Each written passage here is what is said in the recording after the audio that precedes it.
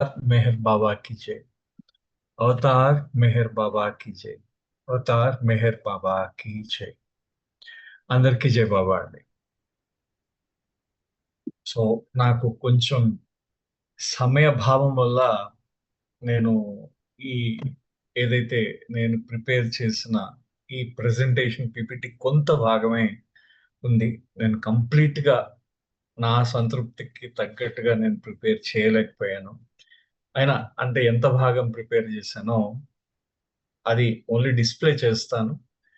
మిగతాది నేను ఓరల్ గా చెప్పడానికి ప్రయత్నిస్తాను అన్నమాట.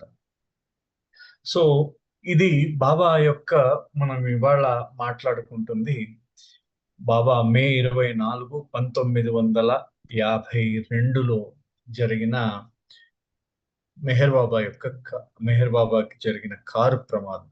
ఇది అమెరికాలో ఆయన ఒక్లహామా అనే ఆ ప్రాంతంలో ఆ ప్రేగ్ అనే పట్టణంలో జరిగింది బాబాకి. ఓకే. సో దీంట్లో ఆ దా ఈ ఈ కారు ప్రమాదంలో బాబా ఏంటైందంటే ఆయన ఈ కారు ప్రమాదం ఇప్పుడు దాన్ని ఏంటంటే మనకి అది ఏదో కొత్త బాబా వీళ్ళందరూ కొత్తగా చేసినది కాదు. బాబా స్వయంగా ఆయన ఏర్పాటు చేసుకున్న కారు ప్రమాదము అని చెప్పేసి అందరూ అంటూ ఉంటారు. అయితే దీనికి నేపథ్యం ఎక్కడి నుంచి స్టార్ట్ అయిందంటే ఆ నేపథ్యం ఎక్కడి నుంచి ప్రారంభం అయిందంటే జనవరి 1, 1965లో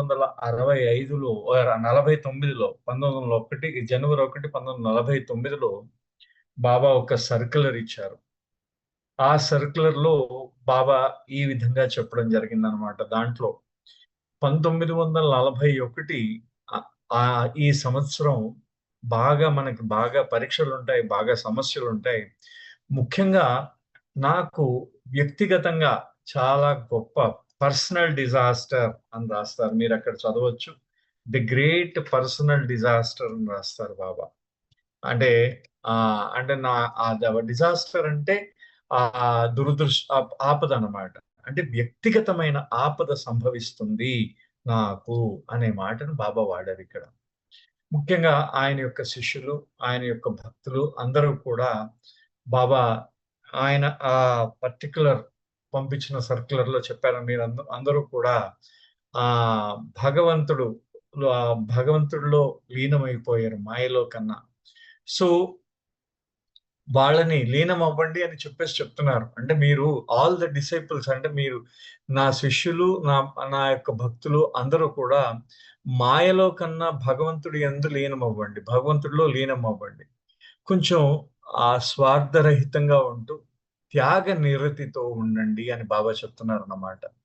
సో అక్కడ బాబా తర్వాత ఈ సర్క్యులర్ గురించి పూర్తిగా మనము అంటే మనం ఇప్పుడు సమయం మనకు తక్కువగా ఉంది కాబట్టి ఈ సర్క్యులర్ లో అన్ని విషయాలు కూడా మనం ఇప్పుడేం డిస్కస్ చేయాల్సిన అవసరం లేదు.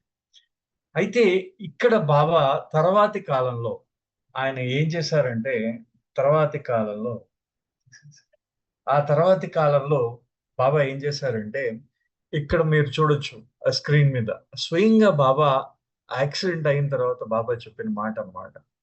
The personal disaster for some years foretold by me took place in the form of an automobile accident while crossing the American continent. It was necessary that it should happen in America. God willed it so. అంటే ఏదైతే వ్యక్తిగతమైన ఆపద ఏదైతే కొన్నేళ్ల ముందే నేను మీకు ముందే చెప్పడం జరిగింది, అది ఈ కారు ప్రమాద రూపంలో అమెరికా యొక్క ఖండాన్ని దాటుతున్నప్పుడు నాకు జరిగింది. సో అది అమెరికాలో జరగవలసింది. ఆ భగవంతుడు ఈ యొక్క కారు ప్రమాదాన్ని ఇచ్చించారు అని చెప్పేసి ఆయన బాబా స్వయంగా చెప్పిన మాట అన్నమాట. దీనికి తన యొక్క కారు ప్రమాదం గురించి బాబా స్వయంగా చెప్పిన మాట.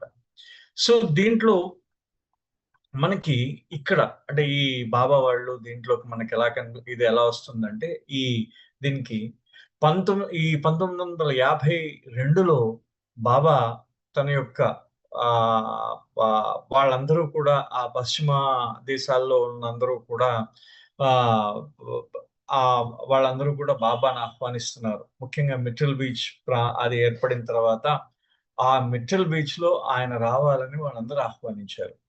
సో 1952లో బాబా ఏం చేశారంటే తన యొక్క పాశ్చాత్ ప్రేమికుల కోసం ఆయన ఏం చేశారంటే ఆయన ఒక టెలిగ్రామ్ పంపించారు వాళ్ళందరికీ.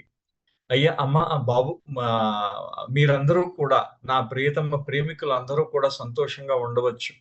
సో మళ్ళీ నేను ఆ పశ్చిమ దేశాలకు వస్తున్నాను, పశ్చిమానికి వస్తున్నాను అని చెప్పేసి బాబా రాశారు. ఎందుకంటే బాబా అంతకు ముందు 1937లో వెళ్ళారు. ఆయన మళ్ళీ ఆ తర్వాత తర్వాత ఆ పశ్చిమ దేశ పర్యటన చేయలేదు 37 తర్వాత. సో బాబా అందుకనే ఇది 37 తర్వాత 15 ఏళ్ల తర్వాత బాబా మళ్ళీ అమెరికాలో కాలెడుతున్నారన్నమాట. సో మొత్తానికి బాబా యొక్క ఆయన డైరెక్షన్ లో మొత్తం అంతా కూడా ఏర్పాట్లన్నీ చేస్తున్నారు. సో ముందు ముఖ్యంగా 1900 అంటే ఈ బాబా ఏమంటారంటే ఈ పశ్చిమంలో 1941లో బాబా ఏం చేశారంటే తన ఎలిజబెత్ ప్యాటర్సన్ కి నొరెనా మ్యాచ్బుల్లికి ఒక అక్కడ పాశ్చాత్య దేశాల్లో ఒక కేంద్రం ఉండేటట్టు ఒక సెంటర్ ఉండేటట్టు వాళ్ళు అడిగారు. అందరూ కూడా బాబా మాకు పాశ్చాత్య దేశాల్లో సెంటర్ కావాలని వాళ్ళు అడుగుతూ ఉంటే సరే పెట్టుకోండి అన్నారు. పెట్టుకోండి అనిన తర్వాత దానికి సూటబుల్ ప్రాపర్టీ వాళ్ళిద్దరిని వెతకమని చెప్పారు. ఎలిజబెత్ ప్యాటర్సన్ ని నొరెనా మ్యాచ్బుల్లిని. సో మొత్తానికి ఆయన కొన్ని కండిషన్స్ పెట్టారు. సో మొత్తానికి ఆయన పెట్టిన కండిషన్ కి అనుగుణంగా Myrtle Beach Meher spiritual centre Myrtle Beach లో ఆ యొక్క సెంటర్ ని ఏర్పాటు చేయడం జరిగింది. ఇది అమెరికా తాలూకు అమెరికా దేశపు తూర్పు ప్రాంతాన్ని ఉన్నది. పశ్చిమ ప్రాంతాన ఆగ్నెస్ బెరాన్ అని ఆవిడ ఉండేదన్నమాట.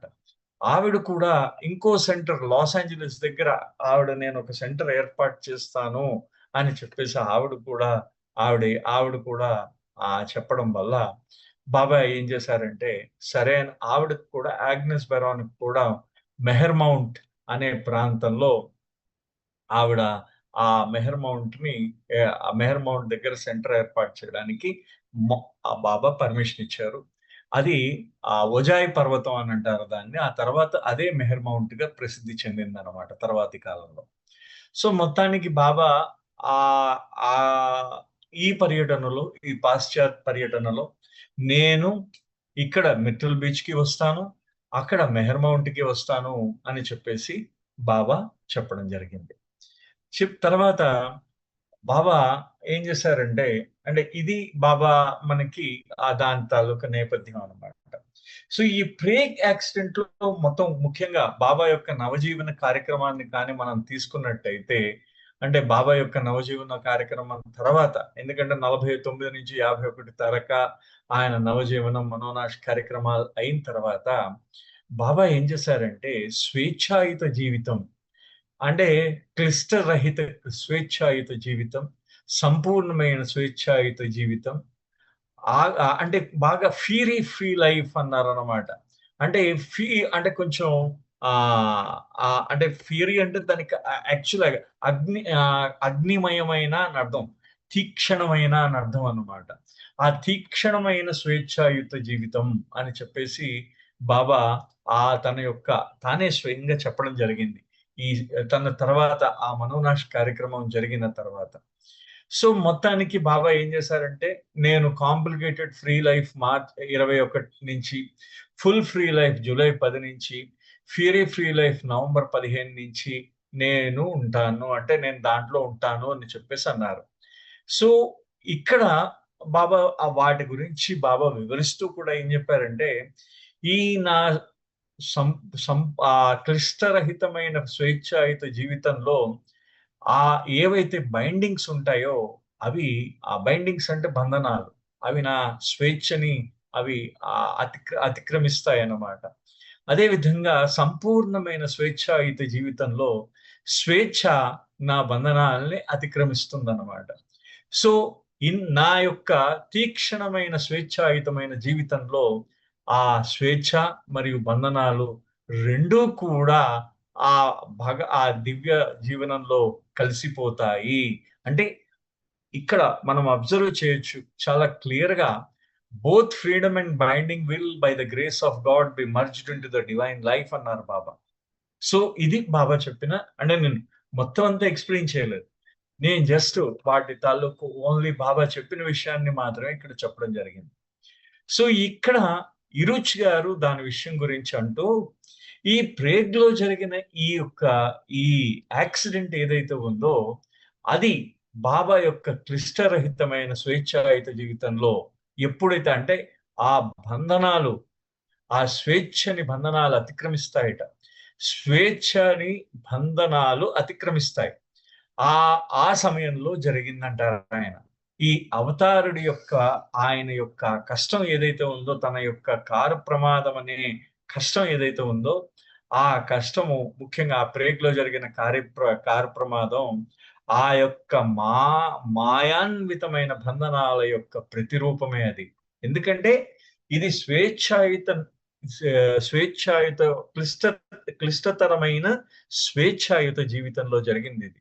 అంటే బంధనాలు స్వేచ్ఛను అతిక్రమిస్తాయి అన్నారు. అది స్వయంగా బాబా చెప్పిన మాట. మాయ యొక్క బంధనాలు ఆయన అవతారుడి యొక్క స్వేచ్ఛను అతిక్రమించేటిది ఈ రుచి గారు చెప్పిన మాట.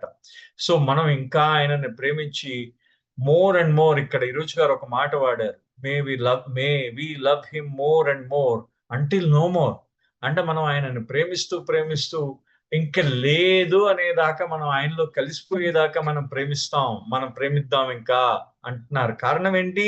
ఆ బంధనాలు ఆ స్వేచ్ఛను అతిక్రమిస్తున్నాయి కాబట్టి మనం ఆయనను ప్రేమిస్తూనే ఉందాం అంటున్నారు బాబాని ప్రేమిస్తూనే ఉందాము అని చెప్పేసి ఆయన ఇరుచి గారు ఆ మాటకి చెప్పడం జరిగిందనమాట. ఆయన అంటే ఇదంతా కూడా ఈ యాక్సిడెంట్ జరగక పూర్వం అన్నమాట. ఇరుచి గారి యొక్క మాటలు యాక్సిడెంట్ జరిగిన తర్వాత, అదంతా కూడా దాని నేపథ్యం ఇప్పటిదాకా చెప్పింది. సో మొత్తానికి ఈ మిట్టల్ బీచ్ లో మెహర్ స్పిరిచువల్ సెంటర్, ఆ లాస్ ఏంజలీస్ లో ఆగ్నెస్ బెరాన్ యొక్క ఆ మెహర్ మౌంట్, రెండిటి దగ్గరికి నేను వచ్చి ఉంటాను అని చెప్పేసి బాబా చెప్పడం జరిగింది. సో మొత్తానికి వీళ్ళు బయలుదేరడం జరిగిందనమాట.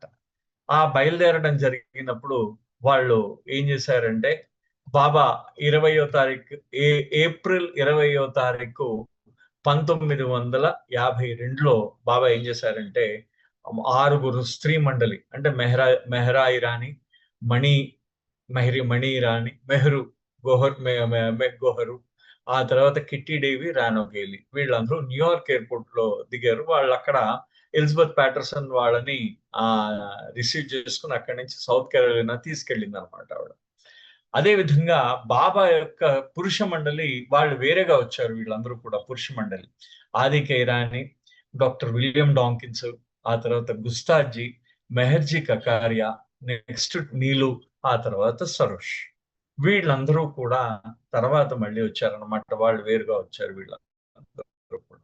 సో వీళ్ళందరూ కూడా ఆ దాన్ని ఏమంటారంటే, వీళ్ళందరూ కూడా వాళ్ళు వేరుగా, అంటే ఫస్ట్ లేడీస్ వచ్చారు, తర్వాత జెంట్స్ వచ్చారు.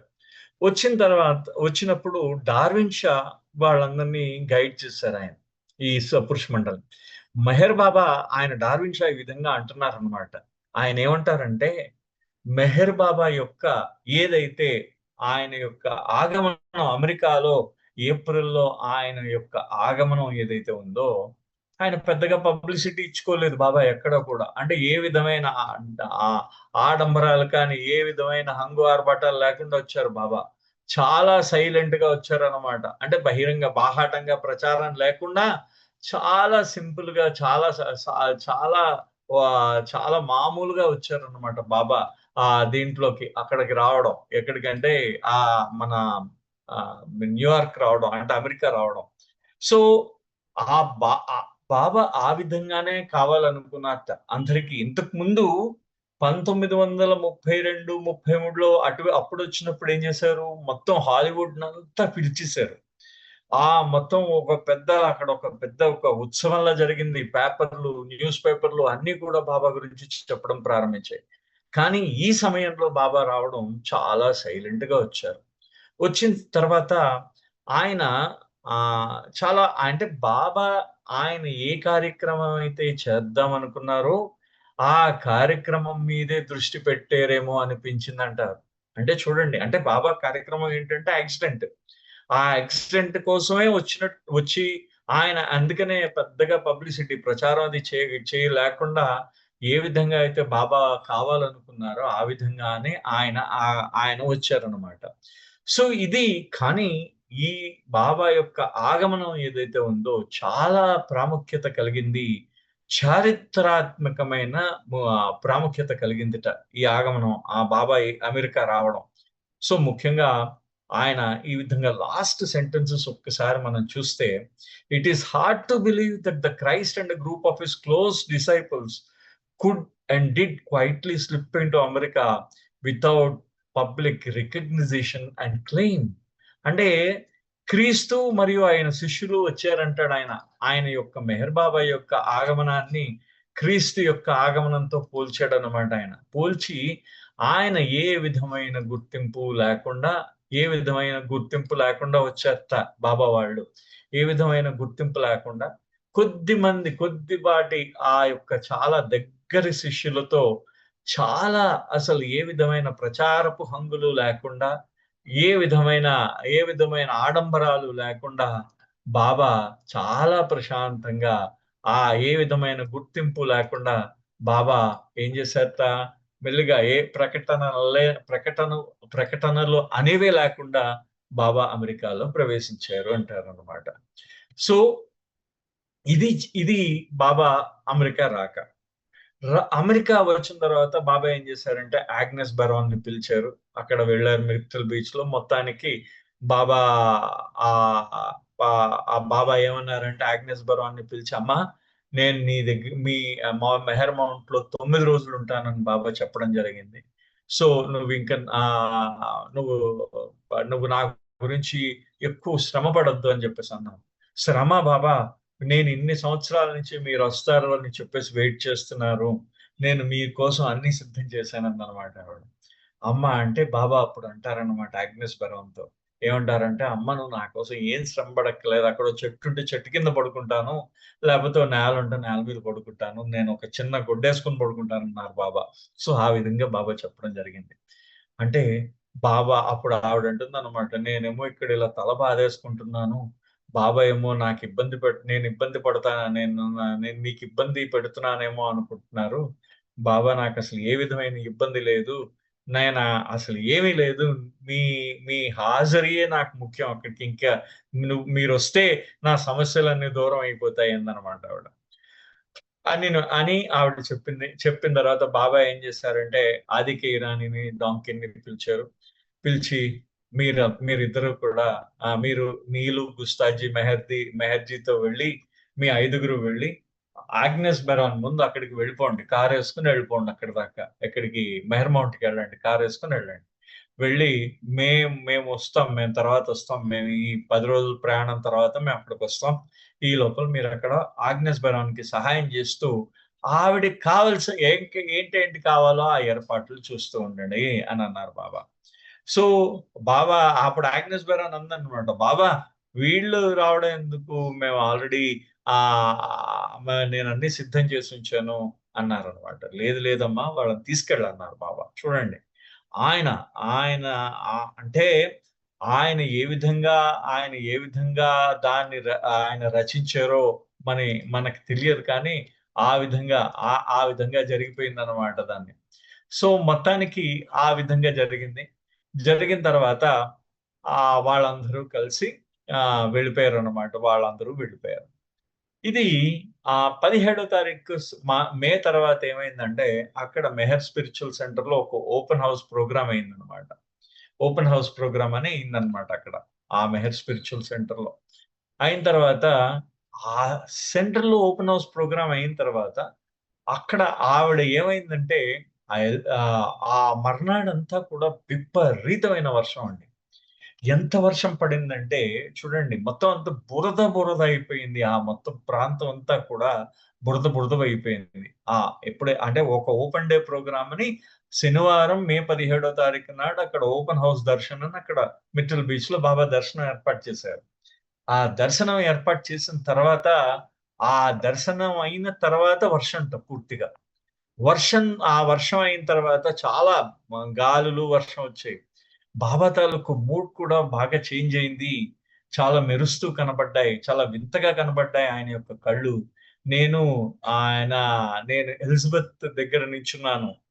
ఫిలిస్ ఫెడ్రిక్ అని ఆవిడ 'అవేక్నర్' మ్యాగజైన్ యొక్క ఎడిటర్ అన్నమాట ఆవిడ. ఆవిడ చెప్తున్నారన్నమాట. ఆవిడేంటంటే నేను బాబా పక్కనే నించున్నాను. ఈ లోపల ఏమైందంటే బాబా వచ్చారట. వచ్చి అడిగారట ఎలిజబెత్ ప్యాటర్సన్, "అమ్మా నీ దగ్గర ఇన్స్యూరెన్స్ పేపర్‌లున్నాయా?" అని అడిగారట. "బాబా మా ఇంట్లో అక్కడ నా పెట్టెలో ఉన్నాయంటే." "సరే వెళ్ళేటప్పుడు నువ్వు మనం వెళ్ళేటప్పుడు ఇన్స్యూరెన్స్ పేపర్‌లు తీసుకెళ్దాం" అన్నారట. కారణం ఏంటంటే, ఆ ఇన్స్యూరెన్స్ పేపర్‌లు మనము మనం క్యారీ చేద్దాము అని చెప్పేసి బాబా చెప్పడం జరిగింది వాళ్ళకి. అంటే అప్పుడు చాలా ఈజీ అయిపోయింది. ఎందుకంటే ఎలిజబెత్ ప్యాటర్సన్ ఇన్స్యూరెన్స్ అమ్ముతూ ఉండేదన్నమాట ఆవిడ. సో, మొత్తానికి ఈ మిట్టల్ బీచ్‌లో ఈ ఐదుగురు పురుష మండలి వీళ్ళందరూ కూడా వాళ్ళు 19వ తారీఖు నాడు మిట్టల్ బీచ్ నుంచి వాళ్ళెళ్ళిపోయారు. 20వ తారీఖు నాడు బాబా మిట్టల్ బీచ్ నుంచి ఆయన ప్రారంభించారు. అక్కడికి వెళ్ళడం. ప్రారంభించిన తర్వాత 20వ తారీఖు నాడు ఆయన 9 మందిని మొత్తం అంటే ఒక ఎలిజబెత్ కార్‌లో బాబా, మెహ్రా, మణి, మెహ్రూ వీళ్ళు నలుగురు ఎలిజబెత్ ప్యాటర్సన్ ఆవిడ డ్రైవ్ చేస్తున్నారు. ఆ కార్‌లో ఆవిడ. సరోజ్ కార్‌లో ఆవిడ doctor Gohar, Delia de Leon, Rani and Kitty. Kit ah, వీళ్ళ నలుగురు వీళ్ళ వీళ్ళ నలుగురు ఎలిజబెత్ సరోజ్ కార్‌లో వాళ్ళు వెళ్లారన్నమాట మొత్తం. సో, మొత్తానికి వీళ్ళేంటంటే ఇక్కడి నుంచి ఆగ్నెస్ అంటే మౌంట్ ఒజాయ్ దగ్గరికి వెళ్ళడానికి అంటే మిట్టల్ బీచ్ నుండి మౌంట్ ఒజాయ్ అంటే తూర్పు అమెరికా ప్రాంతం నుంచి పశ్చిమ అమెరికా ప్రాంతం దాకా వెళ్ళడానికి వీళ్ళు 9 రోజులు ప్రయాణం చేయాలి అని ప్రయాణం ఏర్పాట్లు చేసుకున్నారు. బాబా వాళ్ళకి చెప్పారన్నమాట. 9 రోజుల ప్రయాణం. సో, మొత్తానికి ఆ 9 రోజుల ప్రయాణం వాళ్ళు ఆ 9 రోజులు ప్రయాణం చేసి వెళ్దాం అన్నారు. వెళ్దాం అనిన తర్వాత సరే అని చెప్పేసి వీళ్ళేం చేశారంటే ఆహ్, ఇంకా ప్రయాణం అవుతున్నారు. ఆ ప్రయాణం వాళ్ళు ముందెళ్ళిపోయారు. వీళ్ళు బయలుదేరారు. బయలుదేరిన తర్వాత మనకి అంటే జనరల్‌గా మనకు ప్రతిసారి మనకి ఇక్కడ ఈ ప్రాంతం దగ్గర ఇక్కడ జరిగింది, అక్కడ జరిగిందని మనకు తెలుస్తూ ఉంటుంది. అయితే అక్కడ కరెక్ట్‌గా 24 తారీఖు నాడు పొద్దున్నే తెల్లవారుజామునే వీళ్ళేమైందంటే పొద్దున్నే టిఫిన్ చేసేసారు అందరూ పొద్దున్నే. చేసేసిన తర్వాత బయలుదేరారు.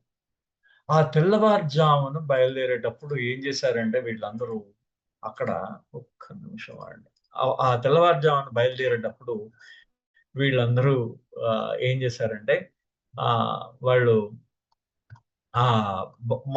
మామూలుగా ఈ కారులో కూర్చున్నారు. బాబా జనరల్‌గా ఏంటంటే బాబా తొందర పెడతారు. రండి, రండి, రండి, రండి అంటూ ఉంటారనమాట. కంగారు పెట్టేస్తారట అందరిని ఎప్పుడు కూడా. ఆ రోజు చాలా ప్రశాంతంగా ఉన్నారు బాబా.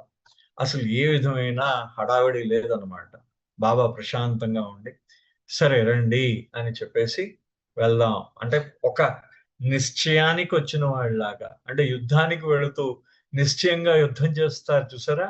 అంటే నిశ్చయంతో యుద్ధం చెయ్యాలి అనే నిశ్చయానికొచ్చేసి ఇంక యుద్ధం చేస్తూ ఉంటారు గదా!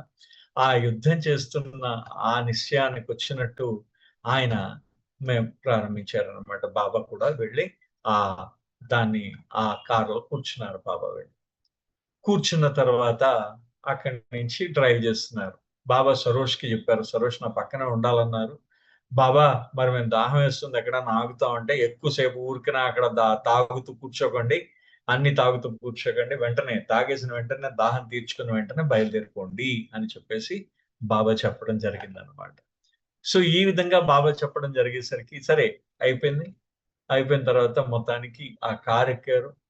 కారెక్కిన తర్వాత అది కరెక్ట్‌గా సుమారుగా పొద్దున్న 10 గంటల ప్రాంతం అది మనకి ఆ హార్ట్‌లాండ్ సెంటర్ ఇప్పుడేదైతే బ్రేక్ ప్రాంతం దగ్గరకొచ్చేసరికి, ఆ ప్రాంతం దగ్గర బాబా యొక్క కారు యాక్సిడెంట్ అయ్యిందనమాట. ఆ కారు కూడా నాకు ఆ కార్‌కి దాన్ని ఆ ప్రాంతం నా దగ్గర ఫోటోస్ ఉన్నాయి గానీ, అన్ని ఫొటోస్ దాంట్లోకి సడన్ గా నాకు టైం సరిపోలేదు చేయడానికి. అయినా సరే నేను ఇలా try to put my photos. Okay. ఒకవేళ ఇవాళ కాకపోతే రేపో ఎల్లుండో ఎప్పుడైనా అవకాశం ఉన్నప్పుడు మళ్ళీ మీకు అందరికీ చూపిస్తాను ఆ ఫొటోస్ కూడా.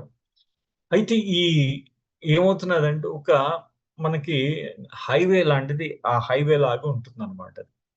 హైవేలో మధ్యలో ఏది డివిజన్ లేదు. 2 వైపులా 2 అంటే వెళ్ళడానికి, రావడానికి 2 వైపుల నుంచి మధ్యలో ఏ విధమైన డివైడర్ లేని హైవే అన్నమాట అది. ఒక హైవే. ఆ హైవే మీద చాలా వేగంగా వస్తూ ఉంటాయి. కారణం ఏంటంటే ఖాళీగా ఉంటుంది కాబట్టి చాలా వేగంగా వస్తూ ఉంటాయి అన్నీ కూడా. ఈ మధ్యలో ఈ పోస్టల్ ట్రక్ ఒకటుందన్నమా ఒక చిన్న ట్రక్కు. అంటే తీసుకొచ్చి ఇచ్చే ట్రక్ ఒకటి పెట్టారట మధ్యలో. అది ఆహ్, ఒక వైపు నుంచి అంటే ఈ ఎత్తు పల్లాల్లాగా ఉంటుందన్నమాట కొంచెం అక్కడ. ఆ ఎత్తు పల్లాల్లాగా ఉండేసరికి ఆ ఎత్ వీళ్ళ ఎదురుగుండా ఎత్తు కనిపించి, ఆ ఎత్తు దిగిన చోట పల్లంలో ఈ పోస్టల్ ట్రక్ ఒకటుందన్నమాట. అది కనిపించలేదు వీళ్ళకి. వీళ్ళకి కనిపించలేదు. సో, కనిపించకపోయేసరికి వీళ్ళు ఆ ఫాస్ట్‌గా డ్రైవింగ్ చేస్తున్నారు. డ్రైవింగ్ చేస్తూ వీళ్ళు మామూలుగానే వస్తున్నారు. వీళ్ళకి ఎదురుగుండా ఆయన పేరేంటంటే జోసెఫ్ పలిమెరి ఆయనన్నమాట. ఆయన వస్తున్నాడన్నమాట ఆయన. తన కాబోయే భార్యతో, తన అత్తగారితో, కాబోయే అత్తగారితో వస్తున్నాడు. ఈయన ఏంటంటే కొరియన్ వార్‌లో తన 2 కాళ్ళు పోగొట్టుకున్నాడితను. అంటే ఒక సైనికుడన్నమాట. 2 కాళ్ళు పోగొట్టుకున్నాడు. ఆయన 2 కాళ్ళు అంటే కారు నడిపించడానికి కాళ్ళు గావాలి కదా! కాబట్టి తన కోసం ఒక స్పెషల్‌గా డిజైన్ చేయించుకున్నాడు. అంటే చేతులతో నడిపించే కార్‌ని ఒకటి డిజైన్ చేయించుకున్నాడు. చేయించుకుని అదొక మెర్క్యూరీ సెడాన్ అన్నమాట అది. అది అది ఆ కార్‌లో అతనొస్తున్నాడన్నమాట. వాళ్ళొస్తున్నారు.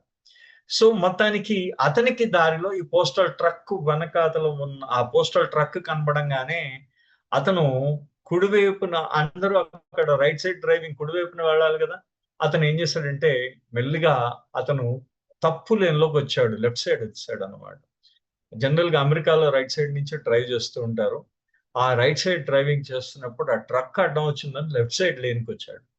లెఫ్ట్ సైడ్ లేన్‌కొచ్చేసరికి అతను వీళ్ళు రైట్ సైడ్ నుంచి వీళ్ళొస్తున్నారు. ఎలిజబెత్ ప్యాటర్సన్ బాబా వాళ్ళ కారొస్తున్నారు. ఆ కారు వీళ్ళేం చేశారంటే, ఆ కారు వీళ్ళు మనకు రాంగ్ డైరెక్షన్‌లో వస్తున్నదని ఎలిజబెత్ బ్రేక్ వేసింది.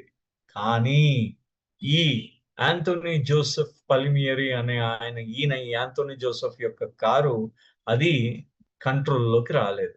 ఖచ్చితంగా వెళ్లి బాబా వాళ్ళ కార్‌ని గుద్దేసిందనమాట. ఆ గుద్దేసేటప్పుడు ఇతని కాబోయే భార్య ఏమందిట, "భగవంతుడా!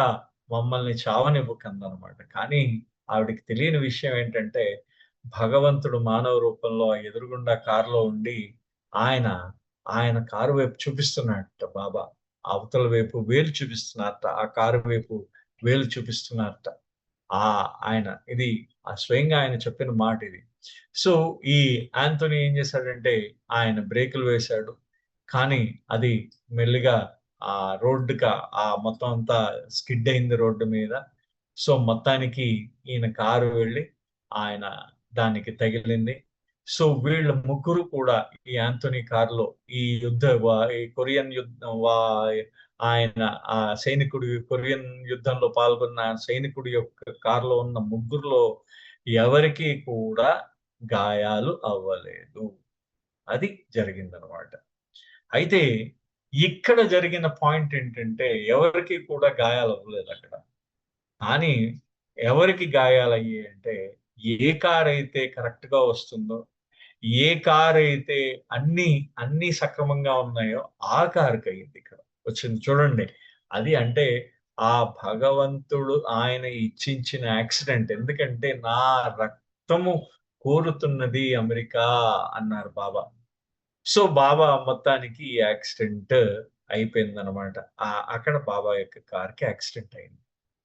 బాబా యొక్క కార్‌కి యాక్సిడెంట్ కాంగానే ఇంకా బాబా, మెహరా వాళ్ళిద్దరూ ఆ కారులోంచి బయటికి విసిరివేయబడ్డారు ఒక్కసారిగా. విసిరివేయబడ్డారు. బాబాను మెహ్రా వాళ్ళిద్దరు కూడా విసిరివేయబడ్డారు కారులోంచి బయటికి. వాళ్ళు మొత్తం కూడా. ఆ ఎలిజబెత్ ఏమైందంటే ఆ సీట్‌కిను ఆవిడ స్టీరింగ్‌కి మధ్యలో ఆవిడ ఇరుక్కుపోయింది. ఆవిడ మొత్తం రిబ్స్ అంటే పక్కటెముకలు ఏవైతే ఉన్నాయో విరిగిపోయాయి. తొమ్మిదో ఎన్నో ఎముకలు విరిగిపోయాయి ఆవిడకి పూర్తిగా. తర్వాత ఆ మెహ్రాకి నుదురు చెట్లిపోయింది. అంటే ఇది డాక్టర్ ఎవరైతే ట్రీట్మెంట్ ఇచ్చాడో ఆయన డాక్టర్ ఏమన్నాడంటే కోడిగుడ్డు చితికినట్టు చెట్లిందిట ఆవిడ యొక్క ఆ పుర్రె. అంటే తల ఆ బ్రెయిన్ ఉన్న పుర్రె ఆ కోడిగుడ్డు చితికినట్టు చితికిపోయిందిట అది పూర్తిగా. అది ఆవిడ ఆ ఇది బాబా బాబా దాన్ని ఏమంటారంటే ఆ హ్మ్. మా ఆవిడ చెప్పాడు, ఆయన బాబా గురించి చెప్తున్నాడు అనమాట డాక్టర్. ఆ ఆ తర్వాత అక్కడ ఈ లోపల ఒక వ్యక్తి తన యొక్క భార్యని అంబులెన్స్ హాస్పిటల్‌కి తీసుకెళ్తూ, మళ్ళీ అంబులెన్స్‌ని పంపించి మొత్తానికి చాలా తొందరగా ఆయన ఏం చేశాడంటే అక్కడికి జాయిన్ చేశారు. హాస్పిటల్‌లో జాయిన్ చేశారు. ప్రేగ్ ఓక్లహోమా హాస్పిటల్‌లో జాయిన్ చేశారు. ముఖ్యంగా ఈ సమయంలో బాబా తర్వాతి కాలంలో బాబా జూన్ 1 తారీఖు 1952 రోజు బాబా ఏమంటారంటే మెహ్రాకి ఒక ఉత్తరం రాశారు బాబా. అంటే ఒక మెసేజ్ ఇచ్చారు బాబా. జూన్ 1 తారీఖు 1952లో. ఏమని రాశారంటే, "This is the greatest of my sufferings and it is the last. And since you as my beloved had to bear half the share has made me feel very proud and happy." చూడండి. ఇది బాబా మెహ్రాకి రాసిన సందేశం. ఇది నా యొక్క నేనెంత ఏదైతే ఈ భూమిపై వచ్చి కష్టాన్ని అనుభవిస్తూ ఉన్నానో, వాటన్నిటిలో గొప్ప కష్టం అంటే నేనిప్పుడు అనుభవిస్తున్న కష్టం చాలా, చాలా గొప్ప కష్టం. చాలా, చాలా గొప్పది ఈ కష్టం. చాలా ఎక్కువిది. చాలా పెద్ద కష్టం ఇది. అయి నా ప్రియతమగా నువ్వేం చేస్తున్నావంటే, నువ్వు కూడా నా కష్టంలో పాలు పంచుకున్నావు కాబట్టి, హాఫ్ ద షేర్ నువ్వు సగం పాలు పంచుకున్నావట. సగం నా యొక్క కష్టాన్ని సగం తీసుకున్నావు. చూడండి, బాబాకి యాక్సిడెంట్ అయింది. బాబాకి మెహ్రాకి కూడా యాక్సిడెంట్ అయింది. ఆయన డాక్టర్ గారు ఏమంటారంటే, మెహ్రా తాలూకా యాక్సిడెంట్ చాలా సివియర్ అని చెప్పారు. ఆ సివియర్ అని చెప్పినప్పుడు ఆవిడ ముందు బాబా కూడా ఆ తర్వాత ఏం చేశారంటే, ఈ యాక్సిడెంట్ లో వాళ్ళని హాస్పిటల్ తీసుకువెళ్ళిన తర్వాత ఆయన డాక్టర్ అనుకున్నాడన్నమాట. ఈయనకి ఏం కాలేదేమో నవ్వుతూ ఉన్నాడు. ముందు వాళ్ళని చూడమంటున్నాడని ముందు అందరిని చూసిన తర్వాత లాస్ట్ లో చూశాడు బాబాని. ఆయన నివ్వెరపోయాడు బాబా తాలూకు ఆ ఆ ఆయన ఆ ఆ ఓర్పుని చూసి ఆయన నివ్వెరపోయాడట. కారణం ఏంటంటే అంత అంత తీవ్రమైన దెబ్బలు తగిలిన వ్యక్తి అంతలాగా తన బాధని ఓర్చుకోలేడు అంటాడాయన. ఆయన తర్వాతి కాలంలో ఆయన రాశాడనమాట. ఈయన చాలా గొప్పవాడు. కారణం ఏంటంటే అంత దెబ్బల్లో మేము ఒక్క మాట కూడా మాట్లాడలేదు. ఆయనకి ప్లాస్టర్ వేయడానికి, ఆయన ఎముక సరిచేయడానికి మేము ఆయనకి సెడేషన్ కూడా ఇచ్చామన్నాడాయన.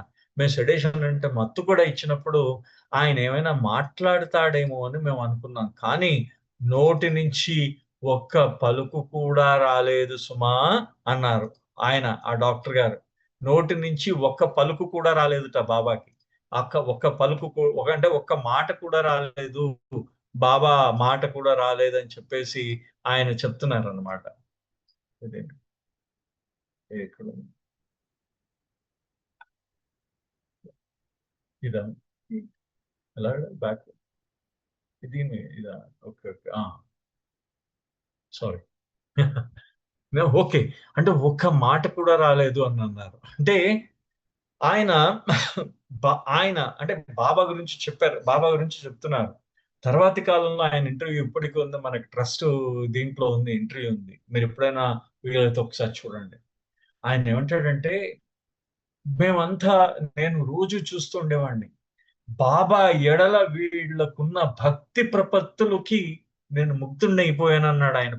నేను పూర్తిగా వాళ్ళకి దాసోహం అన్నాను. అంత భక్తి ప్రపత్తులు చూపిచ్చారు వీళ్ళు బాబా మీద. ఇంత గొప్పగా చదువుకున్న వాళ్ళు, ఇంత సంఘంలో ఇంత ఉన్నత స్థానంలో ఉన్నవాళ్ళు ఒక వ్యక్తి గురించి, ఒక వ్యక్తి మీద ఈ విధంగా భక్తి ప్రపత్తులు ఆయన మీద ఆయన ఆయన యందు ఇంత భక్తితో, ఇంత ప్రేమతో వ్యవహరించడం ఏదైతే ఉందో అది చాలా గొప్ప విషయము అన్నారు ఆయన అన్నమాట. ఆ డాక్టర్ గారు అన్నమాట. సో ఆయన ఆ మెహ్రా చదివిన ఆ యొక్క మెహ్రా తాలూకు ఒక్కసారి చదువుతాను చూడండి ఎంత గొప్పగా రాశారో. ఇది ఈ నా నాకు నేను పడిన కష్టాలన్నిటిలోకి గొప్ప కష్టం ఇది. సో అది ఇదే చివరి కష్టం. కారణం ఏంటంటే నువ్వు నా ప్రియతమగా, నా ప్రియతమురాలుగా నువ్వు నా కష్టంలో సగభాగాన్ని నువ్వు పాలు పంచుకున్నావు కాబట్టి నేను చాలా గర్విస్తున్నాను.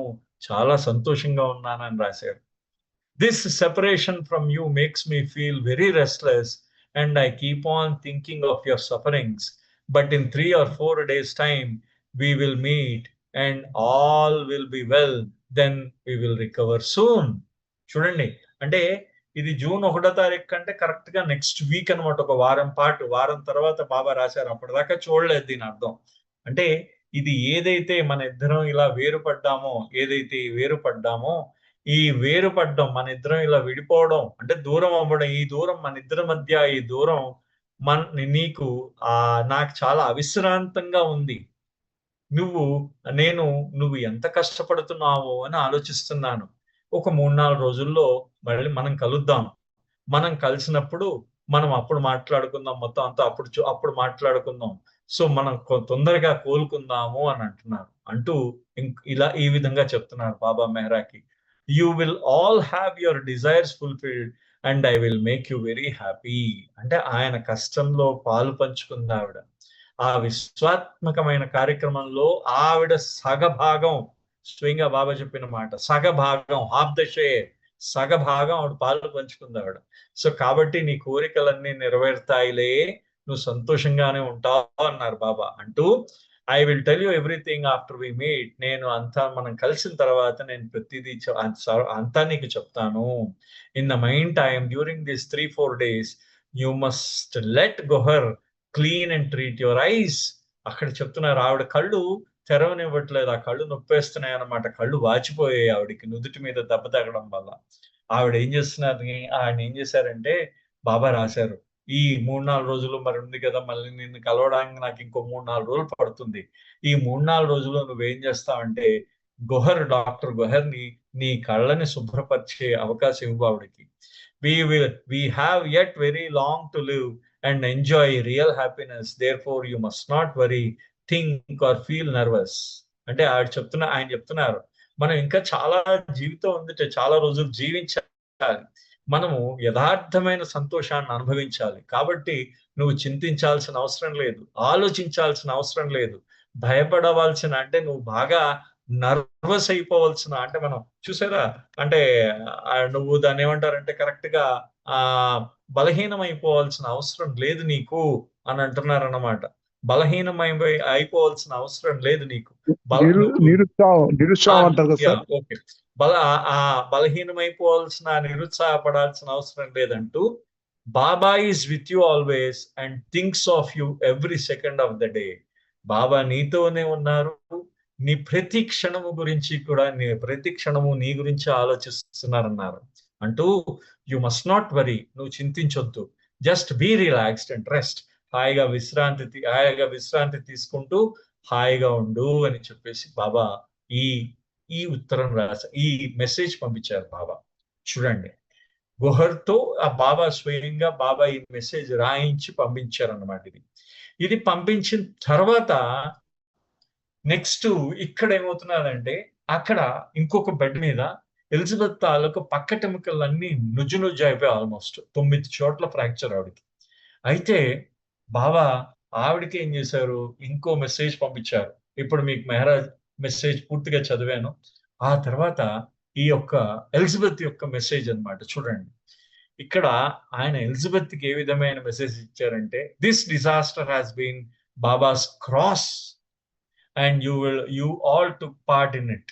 చూడండి, చాలా స్పష్టంగా ఆయన యొక్క అవతార తత్వాన్ని ఆయనే చేయించారని చెప్పారనమాట. ఇది ఏదైతే ఈ ప్రమాదం ఉందో ఇది మెహర్ బాబా యొక్క క్రాస్, అంటే క్రీస్తు ఏ విధంగా సిలువ వేయబడ్డాడు, ఈ కారు ప్రమాదం అటువంటి సిలువ వేయబడింది.